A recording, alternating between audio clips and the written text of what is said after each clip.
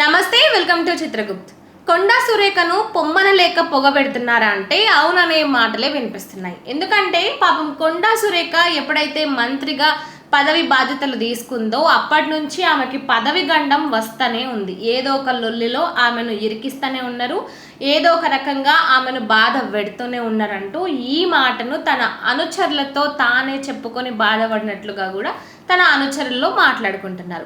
అసలు ముచ్చట ఏంటంటే ఎప్పుడైతే మంత్రిగా ఆమె బాధ్యతలు స్వీకరించిందో ఆ తర్వాత నుంచి చూసినట్లయితే మొన్న మేడారం జాతర విషయంలో కానీ పొంగులేటి శ్రీనివాస్తో ఒక వివాదము, అక్కడ మేడారం జాతరకు సంబంధించి ఈమె దేవాదాయ శాఖ మంత్రిగా ఆమెకు తగిన గౌరవం ఇవ్వలేదని, ఇక ఈయన పొంగులేటి శ్రీనివాస్ ఏమో ఈమెకు సంబంధించిన అంటే ఈమె శాఖకు సంబంధించిన టెండర్లను ఆ టెండర్లను అప్పజెప్పుకొని ఆయన వాటిని ముందుకు తీసుకుపోవడము, ఇవన్నీ వివాదాలు మనం చూస్తూనే ఉన్నాము. సరే, ఆ వివాదం కాస్త గట్టెక్కింది అనే లోపు తన కొండా సురేఖ ఓఎస్డి ఎవరైతే ఉంటారో ఆయనను పోలీసులు అరెస్ట్ చేయడము, మరి కొండా సురేఖ ఇంటికి వచ్చి మరి అరెస్ట్ చేసిన వివాదం కూడా మనం చూస్తూనే ఉన్నాము.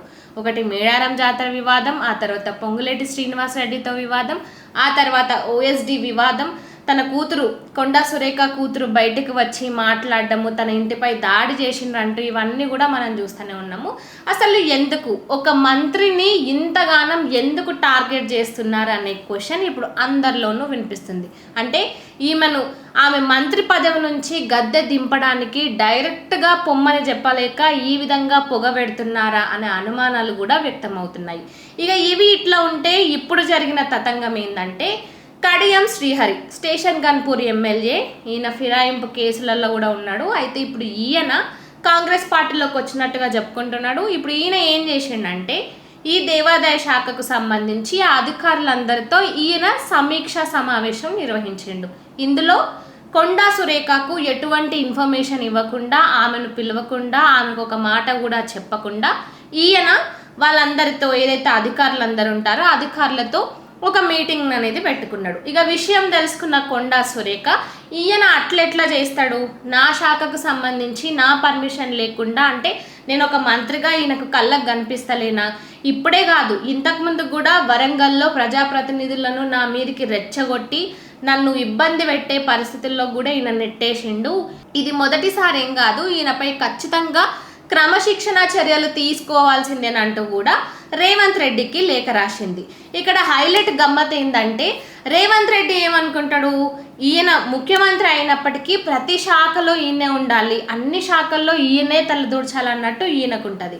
ఇటు యాదగిరి బోర్డు మొన్న ఏదైతే ఆ బోర్డు నియామకం జరిగిందో ఆ బోర్డు నియామకం జరిగినప్పుడు కూడా దేవాదాయ శాఖ మంత్రిగా ఉన్న కొండా సురేఖకు ఒక మాట చెప్పి ఉండాల్సిందే. కానీ ఆయన ఎవరికైనా చెప్పిండా?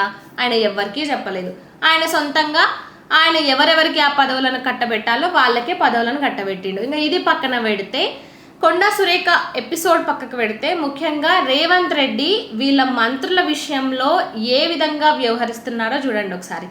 ఇటు కొండా సురేఖ విషయంలో దేవాదాయ శాఖ మంత్రి ఆమె అయినప్పటికీ యాదగిరి ట్రస్ట్ బోర్డు ఏదైతే ఉందో అందులో ఆమెకి ఒక్క మాట కూడా చెప్పలేదు, అసలు ఎటువంటి సమాచారాన్ని కూడా ఇవ్వలేదు. ఇక మంత్రి జూపల్లి, ఈయన టూరిజం శాఖ మినిస్టర్. అయితే మరి ఈ శాఖకు సంబంధించి మీటింగ్లు పెడితే ఆయనను పిలవాలి కదా, ఆయనను పిలవలేదు. ముఖ్యమంత్రి రేవంత్ రెడ్డినే ఆ సంబంధిత అధికారులతో కూర్చొని ఆ మీటింగ్లో పాల్గొన్నాడు తప్ప ఆ మీటింగులో ఖచ్చితంగా ఉండాల్సిన వ్యక్తి ఎవరు? ఆ శాఖకు సంబంధించిన మంత్రి. కానీ మరి ఆ మంత్రి ఉన్నాడా అంటే లేడు. ఆ మంత్రి ఇంకొక దగ్గర స్విమ్మింగ్ పూల్లో ఎంజాయ్ చేసుకుంటూ ఉంటున్నాడు. అంటే మరి ఆ మంత్రికి ఎటువంటి సమాచారం ఇవ్వలేదా అంటే ఎటువంటి సమాచారం ఇవ్వలేదని ఆ మంత్రి చెప్తున్నాడు. ఈ విధంగా రేవంత్ రెడ్డి ఆయన మంత్రులను సరిగా పట్టించుకోడు, ఇక ప్రజల్ని ఏం పట్టించుకుంటాడు. అసలు ఫస్ట్ ఈయన మంత్రిత్వ శాఖ ఏదైతే ఉందో వాళ్ళని ఒకసారి సరిగ్గా కూర్చోబెట్టుకొని అసలు ఎవరెవరికి ఏమేం పంచాయతీలు ఉన్నాయి, ఇప్పటికీ కూడా ఒకరంటే ఒకరికి అస్సలు పొందనే ఉండదు. వీళ్ళని చూస్తే వాళ్ళకు బగ్గుమంటది, వాళ్ళని చూస్తే వీళ్ళకు బగ్గుమంటది. అసలు ఇద్దరు ఏ శాఖకు సంబంధించిన ఇద్దరు మంత్రులైనా సరే ఎదురైతే నువ్వా నేనా అన్నట్టుగానే తలపడుతున్నారు.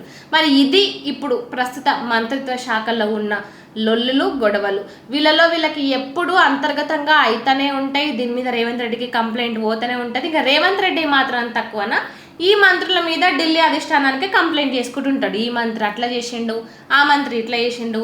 రీసెంట్గా జూపల్లి కృష్ణారావు విషయంలో కూడా ఢిల్లీ అధిష్టానానికి కంప్లైంట్ చేసినట్టుగా కూడా తెలుస్తుంది. ఏదైతే బీఆర్ఎస్ పార్టీకి సంబంధించి హరీష్ రావును, కేటీఆర్ను వాళ్ళకి సవాల్ విసరడం విషయంపై కూడా అనవసరమైన విషయంలో జోక్యం ఎందుకు చేసుకుంటున్నారంటూ కూడా మంత్రి జూపల్లి కృష్ణారావుపై మండిపడ్డట్టు కూడా తెలుస్తుంది. ఒక పక్క కొండా సురేఖను అంతంత మాత్రంగానే పక్కకు పెట్టిండు, ఇప్పుడు జూపల్లి కృష్ణారావును కూడా అంతంత మాత్రంగానే పక్కన పెట్టిండు. అసలు రేవంత్ రెడ్డికి మంత్రులు కూడా ఎవరు అవసరం లేదేమో, ఆయననే ముఖ్యమంత్రి, ఆయనే మంత్రి, మొత్తం తెలంగాణకు సంబంధించి అన్ని శాఖలు, అన్ని అధికారాలు కూడా ఆయన చేతుల్లో ఉండాలని ఆయన అనుకుంటుండేమో.